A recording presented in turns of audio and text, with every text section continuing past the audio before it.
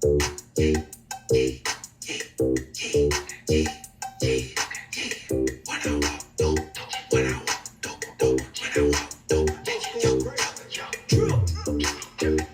I walk through,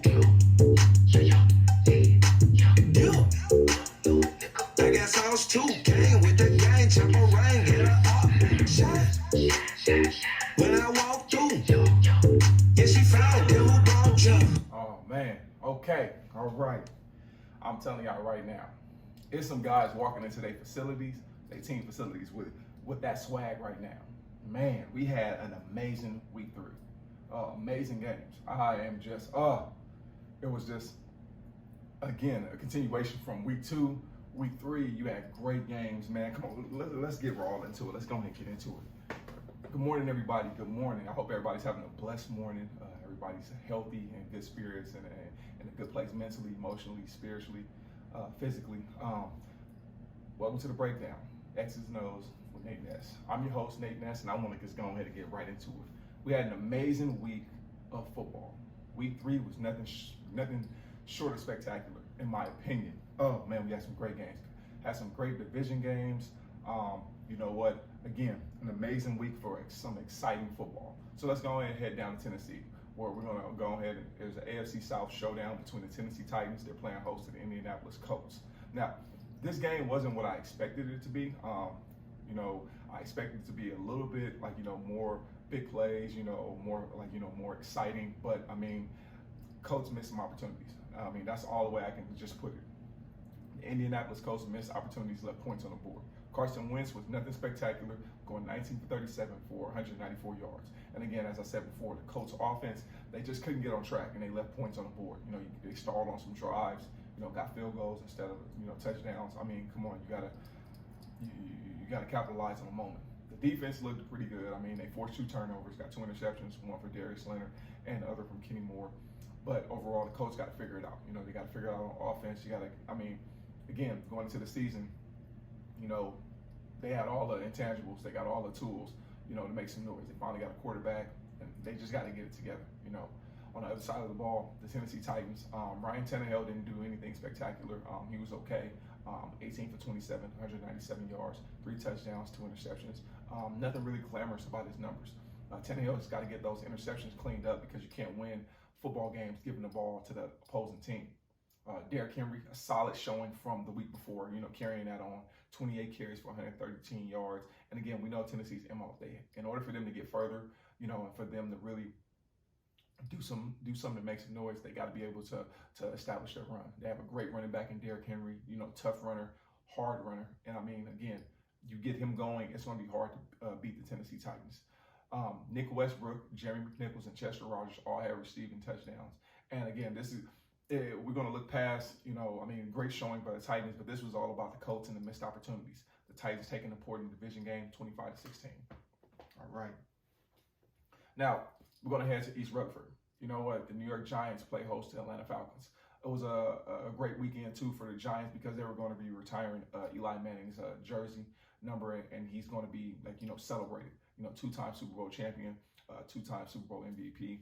Hey, Eli, congratulations on just a well-established and an amazing career. You did it with style. You did it with grace and style. That when you think of the Manning name, you think of style, you think of grace, with respect, competing at a high level and just respecting the game. So thank you for doing it and doing it the way you did, brother. And congratulations to you on being your jersey being retired. Matt Ryan had some solid numbers. 27 for 36, 243 yards, and 2 touchdowns.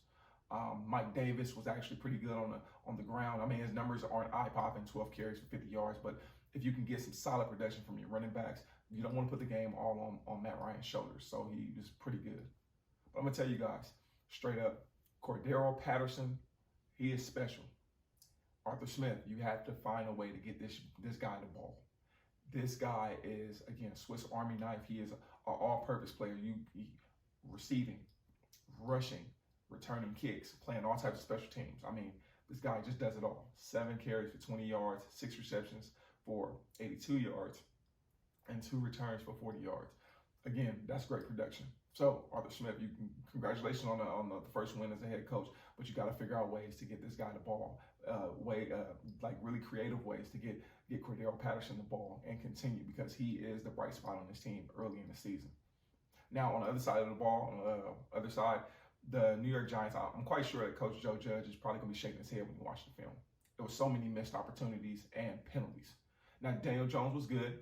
Another game of solid play, not turning the ball over, 24 for 35, 266 yards, and he carried the ball 8 times for 39 yards.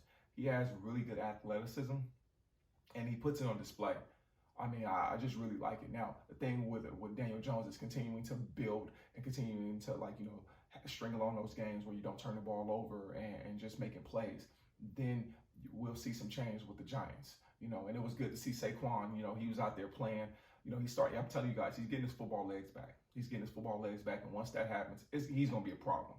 He's going to be a legitimate problem. It was good to see him score a touchdown, 16 carries, 51 yards. Those aren't eye-popping numbers. But again, it's good to see him getting his confidence back. And please believe, expect a big game from Saquon real soon. Expect a very, very big game. And the Giants, they were hurt, lost a couple of receivers due to injuries. And the Falcons came in and they win this one on a last-second field goal, 17-14. Great game. Really good game. All right. We're going to go ahead to Arrowhead, the loudest stadium with the most exciting offense in all of football. That's what we know the Kansas City Chiefs as. It was a great game, a division game. They were hosting their division rivals, the LA Chargers. But this game wasn't what I expected it to be. It was very, very sloppy by the home team Chiefs. They did a lot of uncharacteristic things. Patrick Mahomes, 27 for 44 for 260 yards. He had 3 touchdowns with 2 interceptions. Now, Clyde Edwards-Helaire, 17 carries for 100 yards. Great production on the ground, 5 yards a pop. That's what you want to do. If you can establish your run and just really, again, control the game, that's what teams are trying to do. So it was a great showing by him. Travis Kelce, I'm not really surprised. You expect these numbers from Travis Kelce. He is Patrick Mahomes' safety net, his go-to guy, 7 receptions for 104 yards. Now, Mecole Hardman, Clyde Edwards-Helaire, and Jody Fortson, they all had receiving touchdowns. But again, this Chiefs offense, they turned the ball over 4 times. Uncharacteristic of them. Now, on the other side, on the other team, Justin Herbert, he was very, very sharp. Now, we don't really hear about Justin Herbert because there's so many other quarterbacks that people be talking about and whatnot. But this guy can play. Coming out of Oregon, he was touted as, an amazing quarterback. They can make all the throws, had the stature, had the, the size. He fit the eye test, and he does it. He does it all. He went 26 for 38 for 281 yards and 4 touchdowns. A great day for him. Mike Williams went off, had a big boy game. 7 receptions, 122 yards, and 2 touchdowns. And he was a problem for the Chiefs defense the whole game. It was like, damn, come on, you guys, you got to cover him. And Keenan Allen and Austin Eckler both had receiving touchdowns, but the Charger defense, again, played lights out. In my opinion, they were the star of the game. Nothing against Justin Herbert. If you can force a high-powered Kansas City team 4 turnovers, getting interceptions out of Asante Samuel Jr. and Alohi Gilman, and then getting 2 forced fumbles. Again, you're just giving your team opportunities to win. And that Chiefs defense, they got to figure it out. You can't rely on the fact that, okay, we have a great offense and they can put up 30, 40, sometimes even 50 points in a game. You got to go out there and still limit the opposing team for trying to score. You know what I'm saying? Kansas City has had some holes on their defense with the run defense and with the pass defense, but you don't really see that because the offense is so potent. The offense makes so many plays, so they gotta get some things. They gotta get some things fixed and in order in that Chiefs defense. But the Chargers take this one and shock the Chiefs 30-24. All right, another AFC North showdown, another division game. We head into Heinz Field where the Pittsburgh Steelers are playing host to the Cincinnati Bengals. Now, before I say anything, Joe Burrow, he's going to be really good. This guy is going to be really good. I just love watching him yesterday. Now, his numbers are not going to, shock you or throw you guys like, oh, wow, he went 14 for 18. A very efficient day, 172 yards, 3 touchdowns, 1 interception. Now, I know the passing yards is not going to be, oh, wow, he didn't do anything crazy. But again, it's the consistency in the pocket. It's the consistency in the pocket, making the right, making the right reads, making the right plays, not trying to do too much. But it also helps when you have great running production from your running back. Joe Mixon had 18 carries for 90 yards, averaging 5 yards a pop. So if you can continue to run the ball, again, the importance of running the ball, it extends drives, it prolongs drives. That tires your defense out. It's like body punches to a boxer. They're gonna keep weighing on you, keep weighing on you, keep weighing on you, and then here comes the play action and the big play. But Jamar Chase had another solid showing, another 2 touchdowns, 4 receptions, 2 touchdowns. Now remember, this is the same Jamar Chase,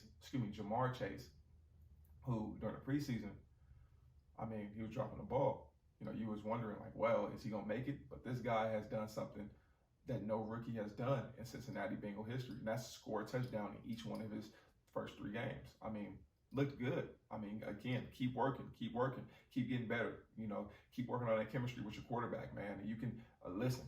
The sky's the limit for you. You just continue to perfect your craft. Tyler Boyd also had a receiving touchdown, but that Bengals defense, that's where it starts at. We're in a game where everybody wants to see these high explosive offenses, but we got to also understand offense sells tickets. Defense is what wins the games. And the Bengals defense was very active, 4 sacks, 2 interceptions, and Big Ben and the Steelers offense. They were on the offensive side. They couldn't get in rhythm. That's not, again, this is the assumption. The Steelers, you're going against a Bengals team. You respect them, but you're expecting to go up to win, especially at home against a Bengals team that's coming in with a quarterback that's coming from off a severe injury. You're expecting to win, but anything can happen on any given Sunday. Big Ben, 38 for 58, 318 yards, 1 touchdown, 2 interceptions. But Najee Harris was really the only bright spot on that offense. Carried the ball 14 times for 40 yards and had 14 receptions for 102 yards. Yes, your running back is leading and receiving. He was the only bright spot. The offense didn't really do anything, but he went out there and he competed. Now they got to get that cleaned up. I just expect Najee to get better and better each week.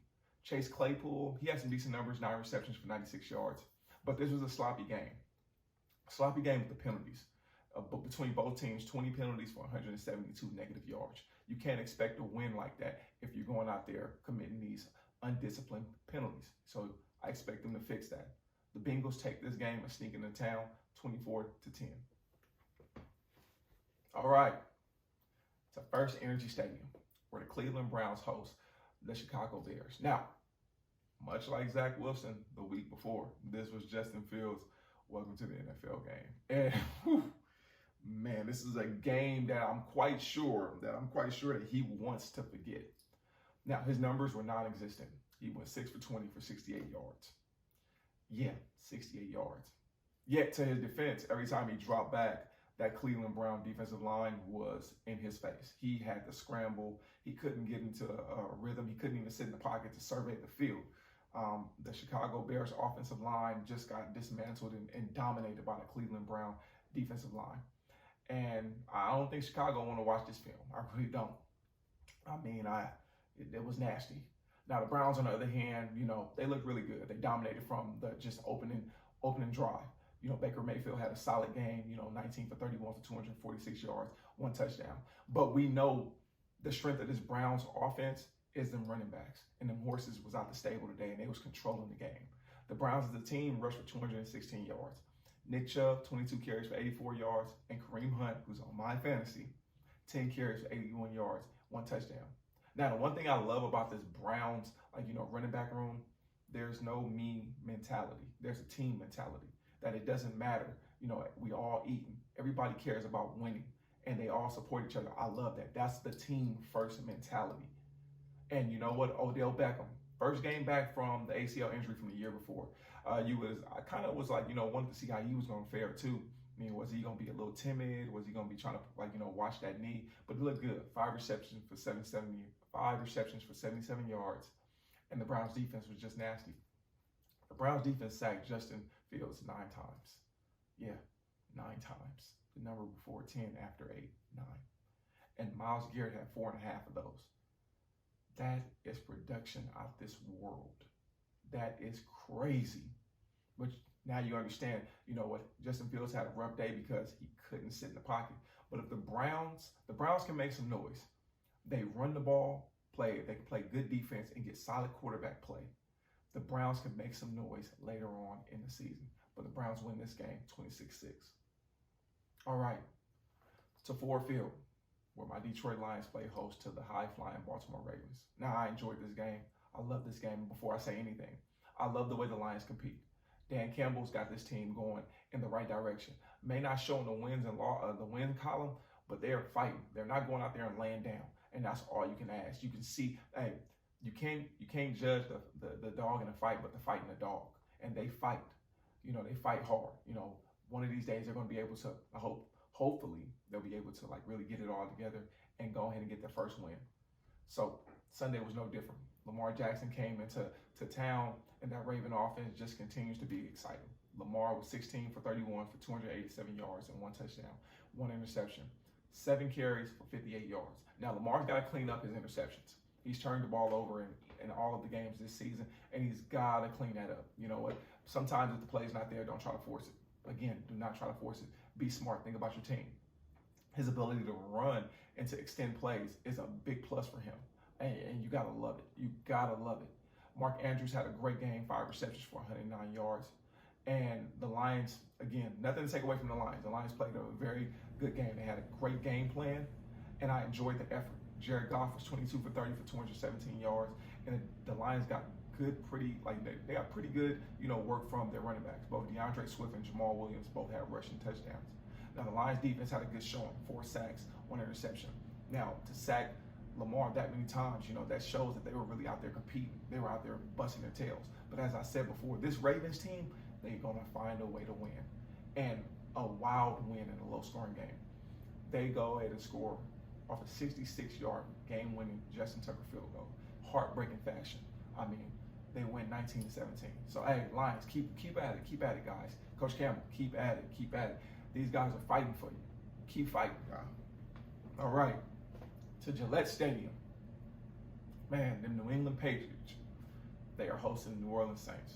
Now, this is a game in which you have one of the greatest offensive minds in the game, Sean Payton, going against arguably the greatest coach and the greatest defensive mind that has ever graced us with the game in Bill Belichick. And this game did not go anywhere how I thought it was going to go.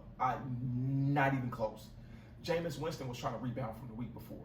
He went 13 for 21 for 112 yards, 2 touchdowns. But he again had moments where he's trying to do too much. Listen, play within the scheme of the team. Play within, don't try to take those shots. Give what the defense is giving you, just take what they're giving you. You don't have to be a gunslinger. You're going to push your team in the hole. That's how you're going to lose games.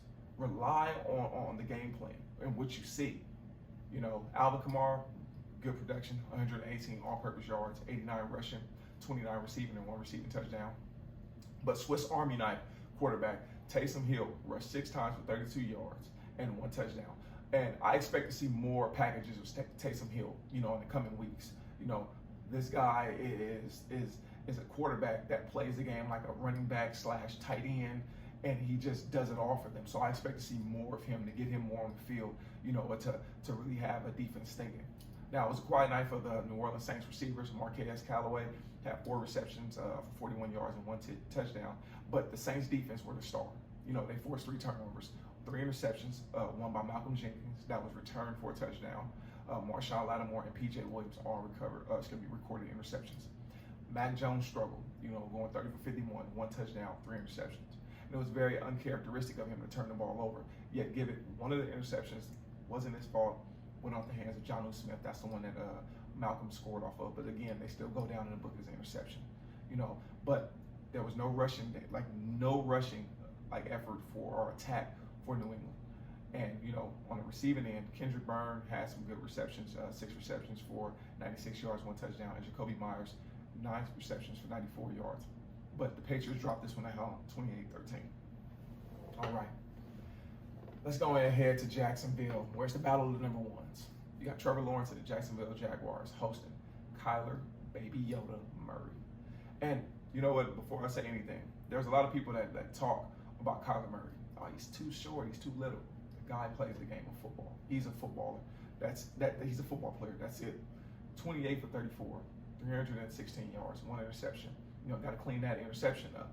He carried the ball 7 times for 19 yards and 1 touchdown. And the Cardinals had to battle back. They were down in this game, and they relied heavily on a running game and James Conner, who rushed 11 times for 43 yards and 2 touchdowns. Now, receivers A.J. Green, who had 5 receptions for 112 yards, and Christian Kirk, 7 receptions for 104 yards, had great games. Now, this is going to go back to the week before. Being a defender and playing on the defensive side of the ball. When you have a receiver like DeAndre Hopkins, you're going to roll your coverage to him. You're going to double him and everything, and everybody else, you're going to force other people to beat you. If you can get consistent production from A.J. Green and Christian Kirk in that manner, it's going to be hard for a D coordinator to single up the coverage, or to roll the coverage to D Hop. You're going to have to play straight up because these other guys are going to be out there eating. So, again, this is a great showing from the Cardinal receiving corps. Great night, great numbers. Byron Murphy had a great job, did a great job on the defensive end. He actually recorded 2 interceptions and returned 1 for a touchdown. And the Arizona Cardinal defense forced 4 turnovers, 2 interceptions, and 2 forced fumbles on Trevor Lawrence. Now, for the Jags, it's another week of multiple turnovers. They got to clean that up. Again, you've turned the ball over every game, and you haven't just turned it over one time, you turned it over multiple times. You've given the opposing team offense multiple opportunities to score, and taking possessions away from your team. So you got to get that clean. Trevor Lawrence, he had some nice throws, 22 for 34, 219 yards, 1 touchdown, 2 interceptions, and 2 fumbles. Again, I'm such a big fan of Trevor Lawrence. I'm such a big fan of when he was at Clemson. Hey, Urban Meyer, come on, you guys got to figure it out. You guys got to make the game, got to make the game simpler. But also, Trevor, you got to protect the ball. You got to protect the ball, protect your offense. Don't put them in no holes. And what else can I say? I'm also a big fan of James Robinson because this guy, he doesn't have the spectacular offensive line as some of these other running backs on the other teams, but he just makes plays. He carried the ball 15 times for 88 yards and 1 touchdown. But this Jags team, this all goes back to protecting the ball. Protecting the ball and capitalizing on the opportunities. And they got to right the ship. The only really, the other bright spot was Jamal Agnew. He tied the NFL record for the longest play before halftime, returning a missed field goal, 109 yards for a touchdown. Man, but the Cardinals had to rally, and the rally they did. They win this game 31-19. All right. Next stop, Highmark Stadium. Buffalo Bills. This Bills team, each week, the last 2 weeks have just looked dominant. They look dominant. They host the Washington football team. And the Washington football team is fresh off a thrilling victory from last week in week 2 on Thursday Night Football.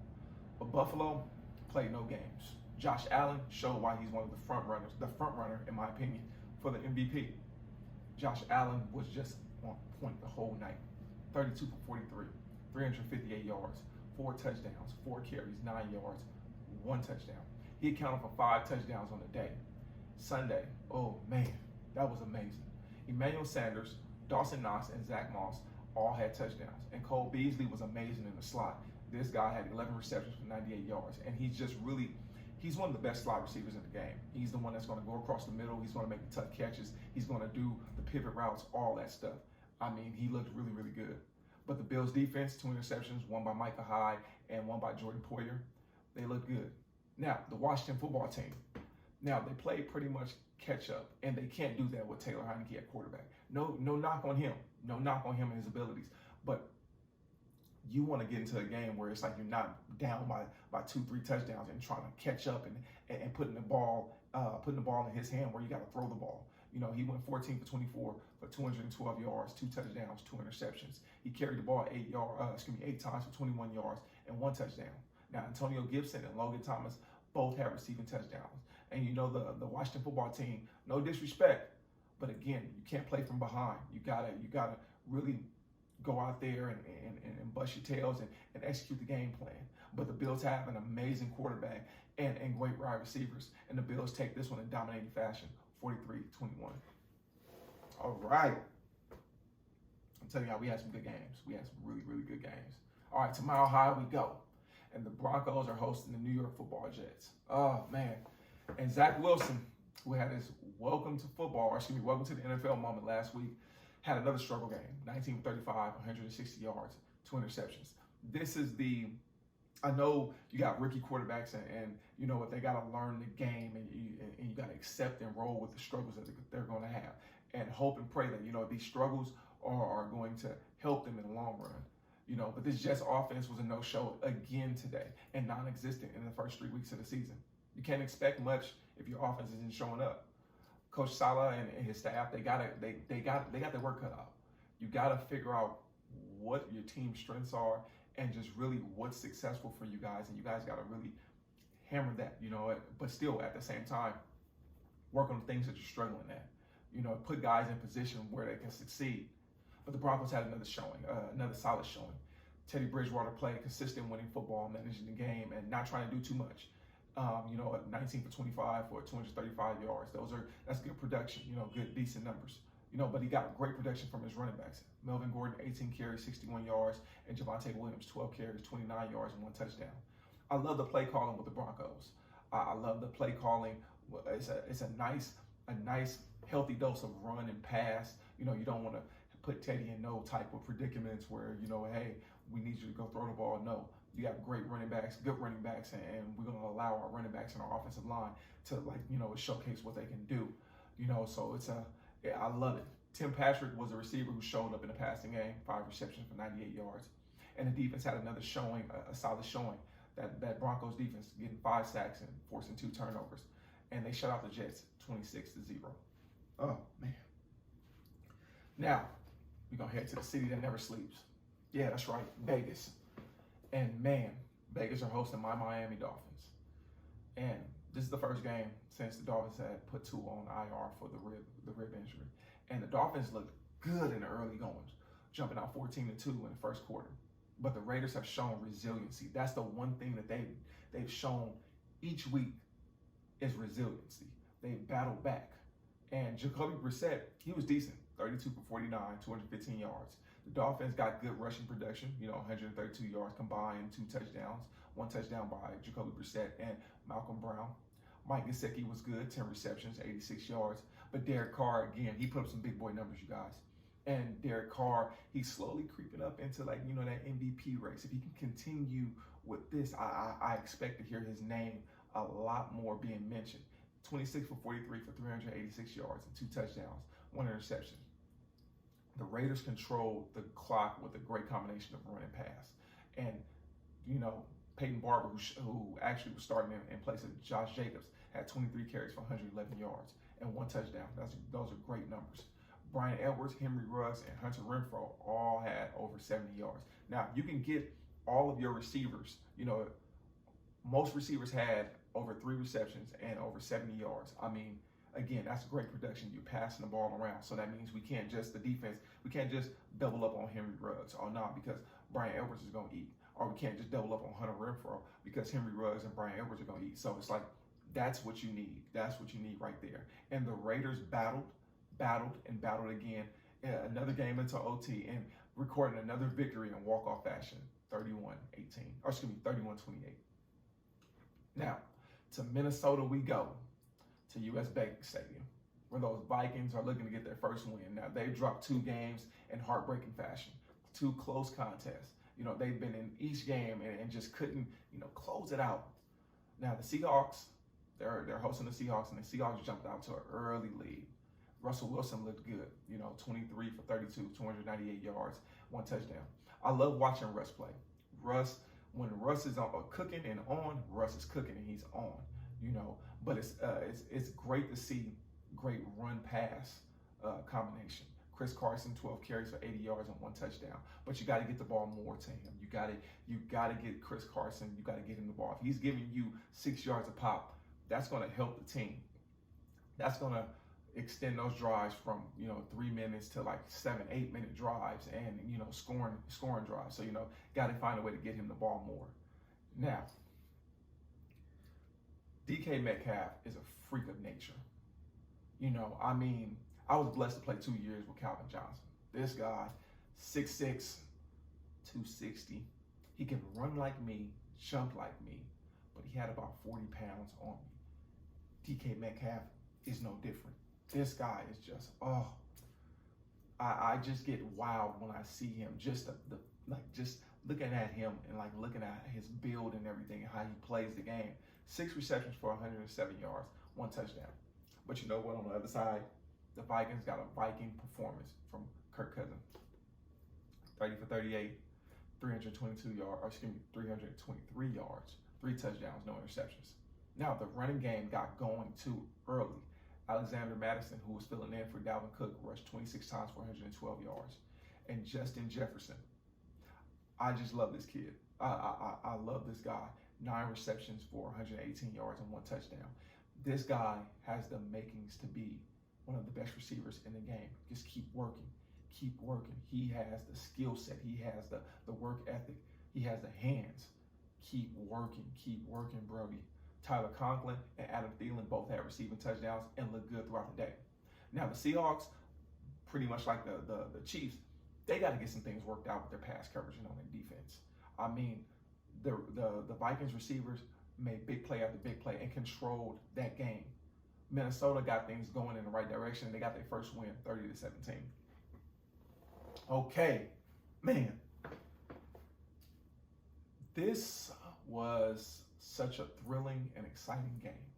The game of the day. A potential sneak peek of the NFC Championship. But I don't want to get ahead of myself because, again, there's so much football left.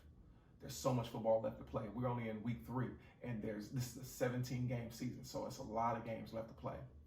Tom Brady and the Bucs came in with a hot offense. They came to SoFi Stadium where the LA Rams were hosting them. Now, I get so amazed and I'm just so dazzled by this 44-year-old Tom Brady who's still playing at such a high level. He went 41 for 55 for 432 yards, 1 touchdown, and also rushing for another one.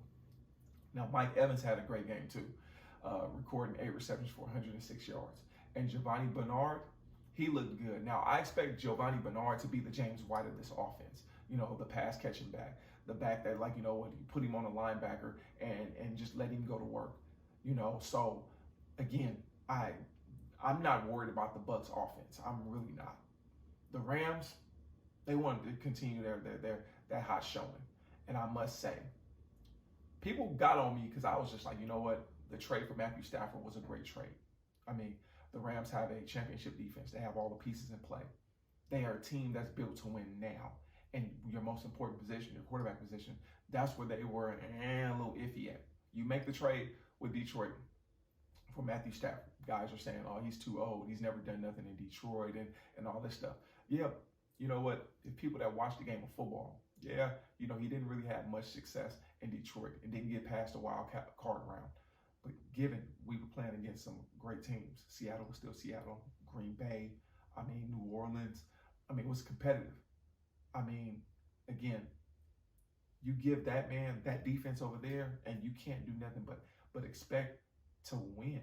Give him that offense with the pieces over there, man, mind you, most of the folks that was talking all this never played it down in football. So, you just laugh. They didn't play it down in football in college, let alone the NFL. So, yeah, whatever. The Rams have everything and the pieces in play, but they continue to play at a high level. Matt looked great in a primetime game. My old teammate, my old friend Matt, you did really good yesterday, bro. 27 for 38, 343 yards, and accounted for four touchdowns. Now, man, my partner, this my dog, my Brody, you know, going back to when we was kids, Pop Warner football in LA. Deshaun Jackson had an amazing showing and still showing that he's running past DBs. 3 receptions for 120 yards and 1 touchdown. Now, Cooper Kupp, who's also on my fantasy, had another great showing. He's proven that, you know what, he is Matthew Stafford's, you know, go-to guy. 9 receptions, 96 yards, and 2 touchdowns. Tyler Higbee was nice too. He had 5 receptions, 40 yards, and 1 touchdown. But let's talk about the defense. Now, I'm a defender. Aaron Donald and his D-line, they're special. They got pressure all on Tom Brady, sacking him 3 times. That's the thing that if you want to beat Brady, you have to get in his face. You know, I played against this guy 10 times, and I've only beaten him once out of those 10 tries. You have to hit Brady. You have to get in his, he can't be able to sit in the pocket, and that's what the Rams did. This was such a competitive game, and it lived up to its billing. I was just so just so wow. The Rams take this one 34-24. Oh man. Okay, you guys. The game before I thought was the game of the day. I spot Sunday Night Football, prime time. This was a classic. This is what football is all about. This game right here. This game. In the 3 weeks, we've all seen amazing football. And I don't care if you're a Packer fan. I don't care if you are a San Francisco 49er fan. Last night, you were satisfied. You were excited. This is what football is all about. Two teams going out there competing, leaving it all out there on the field. Good on good, getting the best. Iron sharpens iron. Guys, that's not giving up and quitting. That's what the game is about in its true form, in its foundational form. Man, I loved it. There was another great showing. Aaron Rodgers, 23 for 33, 261 yards, 2 touchdowns. Aaron Jones was amazing. 19 carries for 82 yards and 1 touchdown. Now, if you can get solid production out of Aaron Jones, I'm telling you, that's going to help Aaron Rodgers so much because he don't have to worry about Aaron Rodgers he won't have to be Aaron Rodgers. I mean, he's going to be Aaron Rodgers, but yet the running game will control the game, control the clock, control the drive. But man, Davante Adams, I can't say much about you, bro. I can't say just 17, you that dude. That's all I can say. Just to see the growth and the maturity, to see how you evolved as a route runner, as a receiver. I mean, I can't say nothing. 12 catches for 132 yards and 1 touchdown, and made some of the big catches down the stretch.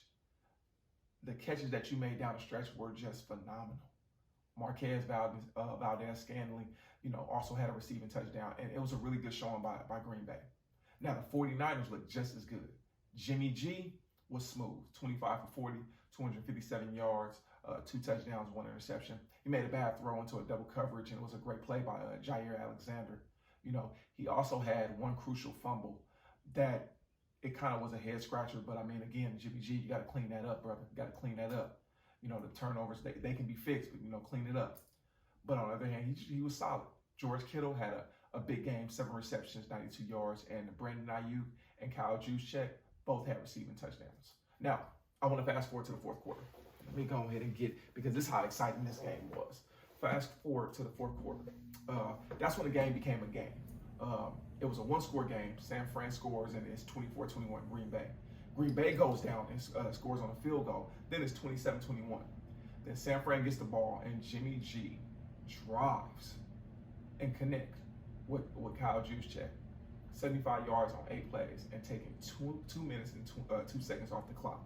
Now San Fran is up 28-27, 37 seconds left. 37 seconds.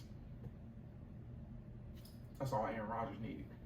I mean, all he needed to get Green Bay in field goal range. 6 plays, 42 yards. Davante Adams made 2 of the biggest catches of the game. And no quarterback makes the throws that Aaron Rodgers makes to Davante Adams. Nobody makes those throws but Aaron Rodgers. Man, you got to have touch. And you guys got to understand, I've been on the end of losing the game to Aaron Rodgers like that. Hail Mary in Detroit. Twice. Man. Aaron Rodgers drove his team down. 6 plays, 42 yards, and 30 seconds to get them in field goal range for Mason Crosby to kick a 51-yard field goal. Green Bay won this thriller, 30-28. This was just amazing. And this was one of those games where your heart was beating because, man, you didn't want the game to end. And it was just another great week of football, another great showing of football. And my final thoughts for this week. This Sunday, man, I don't even know where to begin.